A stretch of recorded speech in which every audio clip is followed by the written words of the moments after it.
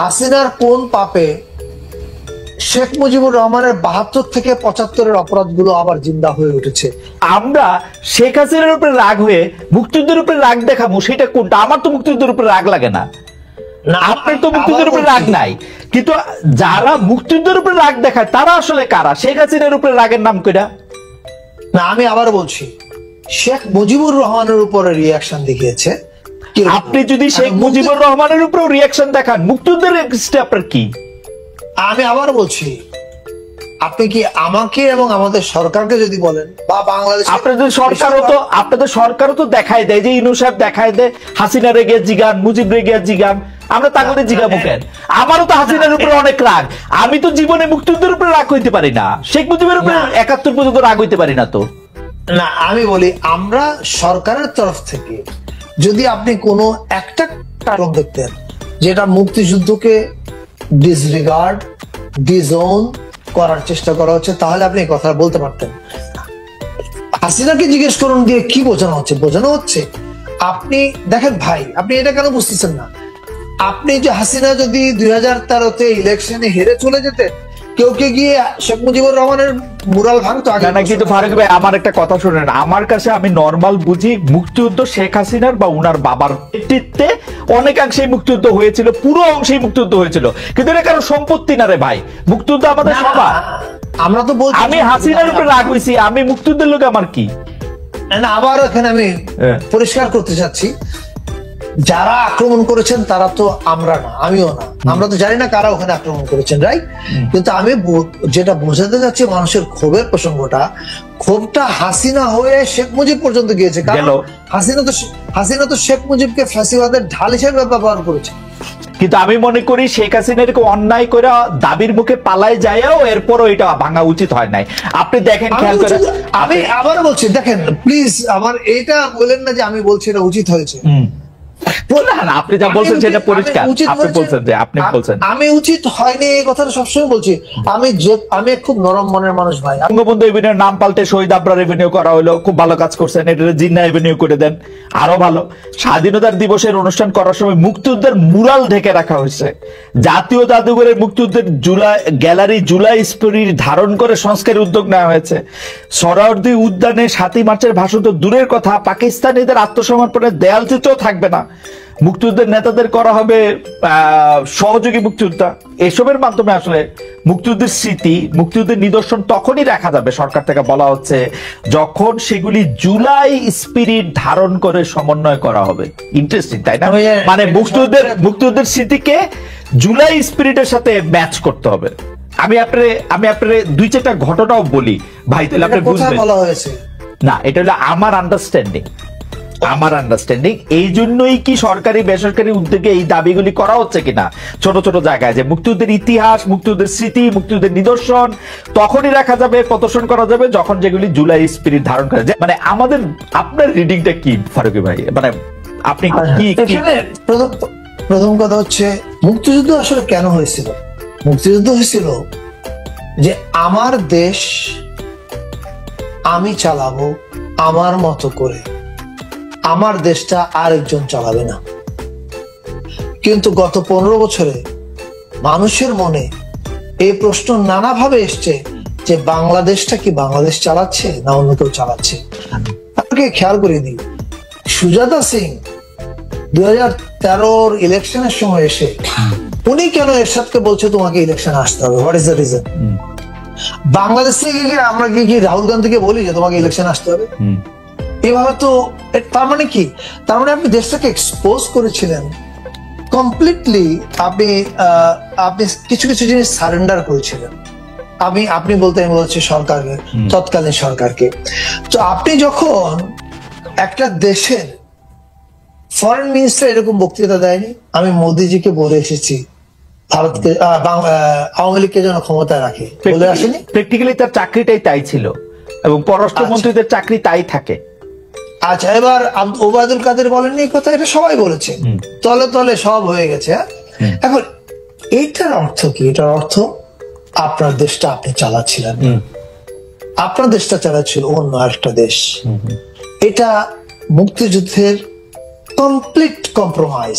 Absolutely. Professor Yunus যখন উনি chief adviser হিসেবে দায়িত্ব নেননি বা নিয়েছেন হয়তো, বা আমি ঠিক এখন এক্সাক্ট সময়টা মনে নাই, এনডিটিভিতে একটা ইন্টারভিউতে উনি একটা কথা বলেছিলেন, এই যে মুজিবের মূর্তি বা মুরাল কেন ভেঙে ফেলা হচ্ছে, তখন উনি বলেছিলেন যে এই প্রশ্নটা শেখ হাসিনাকে করুন। আমি মনে করি যে এটা শেখ হাসিনারও ভাবার এবং আওয়ামী লীগের প্রতি যারা সিম্পাথাইজ আছেন তাদেরও ভাবার প্রয়োজন আছে যে হাসিনার কোন পাপে শেখ মুজিবুর রহমানের 72 থেকে 75-এর অপরাধগুলো আবার জিন্দা হয়ে উঠেছে। আপনার এবং আপনার সরকারের নানা ধরনের সিদ্ধান্ত এবং আচরণে বোঝা যায় যে আপনারা কোনো একটি পক্ষে মানে প্রান্তীয় মান দ্বারা প্রভাবিত হতে চান না। আপনারা এদিকে বা ওদিকে আপনাদেরকে মানে কোনো একটা কর্নারে কোনো একটা চরম ভাবাপন্ন জায়গায় আপনারা যেতে চান না, বরং মধ্যপন্থাটাই আপনারা মনে করেন সর্বোৎকৃষ্ট পন্থা। সেখানে সবাইকে একীভূত করা, সবাইকে একসাথে আনাও আপনাদের উদ্দেশ্যের মধ্যে একটা আমরা দেখতে পাই। আপনি কি ছোট করে একটু বলবেন যে এই জায়গায় আপনি কতটা সফল হবেন? বিশেষ করে আপনি কিছুদিন পরে আপনি পয়লা বৈশাখের অনুষ্ঠান করবেন, যেটা আপনি সবচেয়ে ইনক্লুসিভ অনুষ্ঠান আপনার করতে হবে, করবেন সেরকম দেখা যাচ্ছে। আপনি ঈদের অনুষ্ঠান করলেন, যেটা আসলে অনেক বছর পরে বাংলাদেশে আবার এত জাঁকজমক পরে পূর্ণভাবে ঈদ অনুষ্ঠান হলো, যেটা অনেকে বলছেন। তো আপনি কিভাবে বাংলাদেশের মতো বাংলাদেশের মানুষ আমরা যেখানে চরম ভাবে প্রান্তীয় মান দ্বারা প্রভাবিত, সেখানে আপনি মাঝ রাস্তায় হাঁটতে কতটা সক্ষম হচ্ছেন বা মাঝ রাস্তায় আসলে হাঁটতে চাচ্ছেন কিনা? বাংলাদেশের মানুষ আসলে সবসময় মধ্যপন্থী। বাংলাদেশ মানুষ কোন ধরনের চরম পন্থা পছন্দ করে না। বাংলাদেশের মানুষকে আপনি যদি কোনো একটা এক্সট্রিম এন্ডে ঠেলে দিতে চান, তারা সেটা পছন্দ করে না।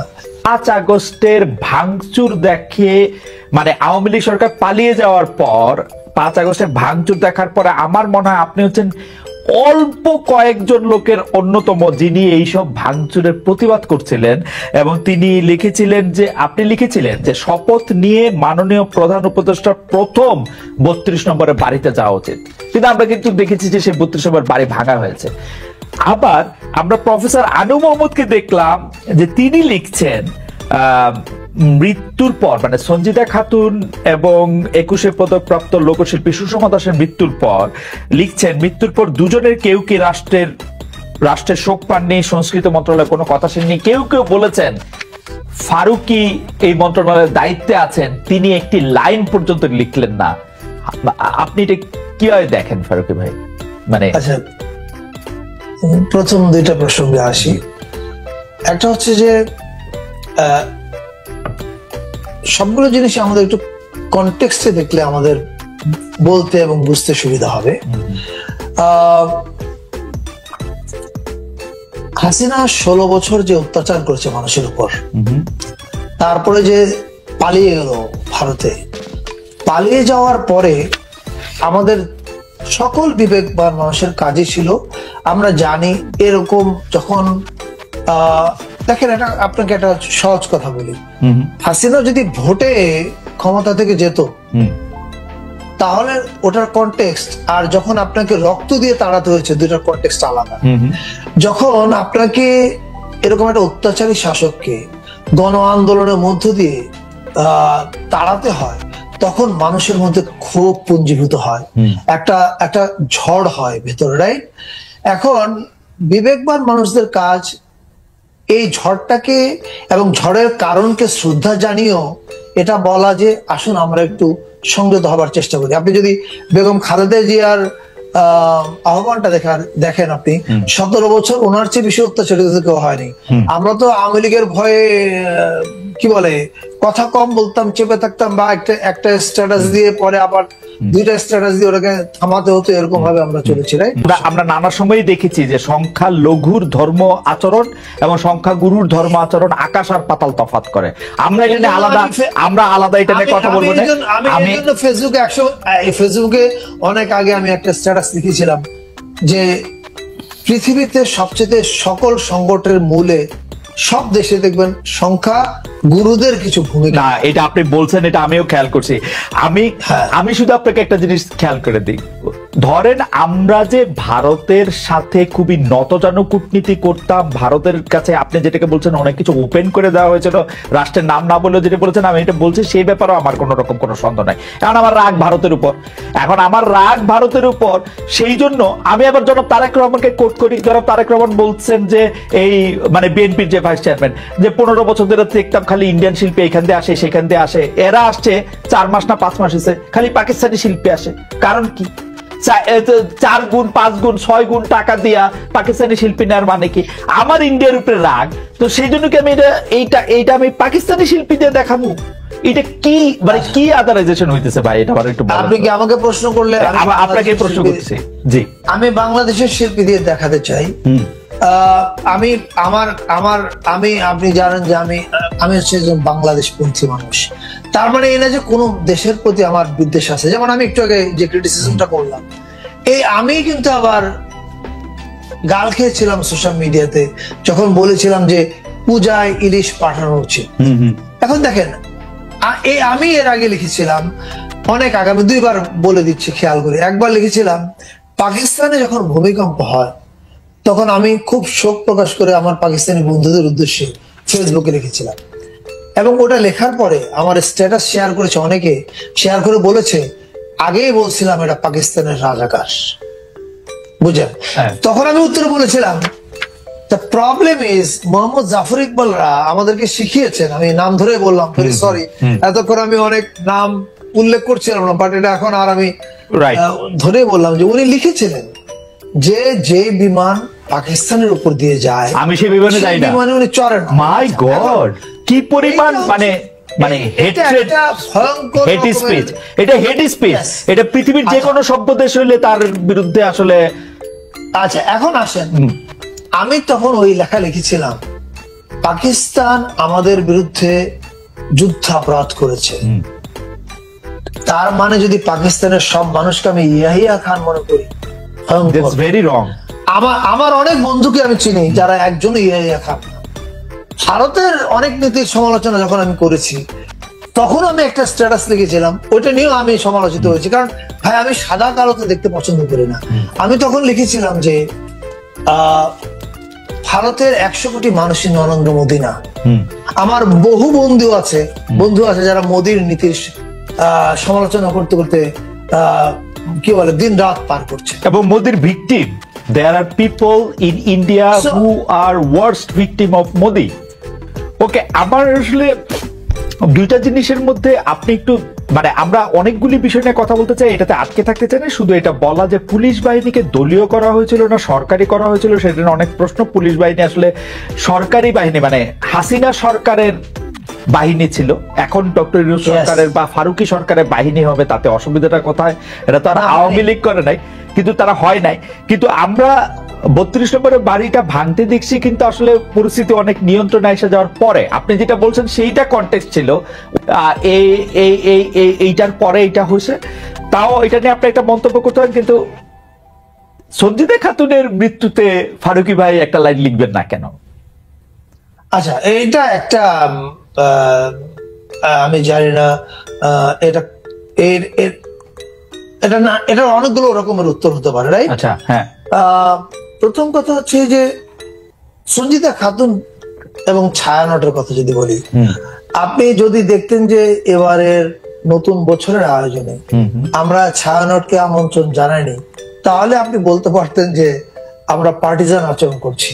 আপনি জানেন যে আপনার উপদেষ্টা পদের নিযুক্তি, যাদেরকে কেউ নিজেদেরকে বলতেছেন তৌহিদি জনতা, তাদের একটা বড় অংশ আপনাদের পছন্দ করে নাই, কারণ আপনি একটু বাম, একটু ছায়ানট, একটু যেন আওয়ামী, এইগুলি ছিল তাদের অভিযোগ। মানে আপনার বিরুদ্ধে এগুলি তো, মানে আপনি একটা সাংঘাতিক অবস্থায় আছেন, কিন্তু মানে আমরা আপনাকে অভিযুক্ত করতেছি যে আপনি যথেষ্ট পরিমাণে উদার নৈতিক না, আবার কেউ বলতেছেন যে আপনি আসলে উদার হইতে হইতে বামের দিকে বেশি ঘেঁষা।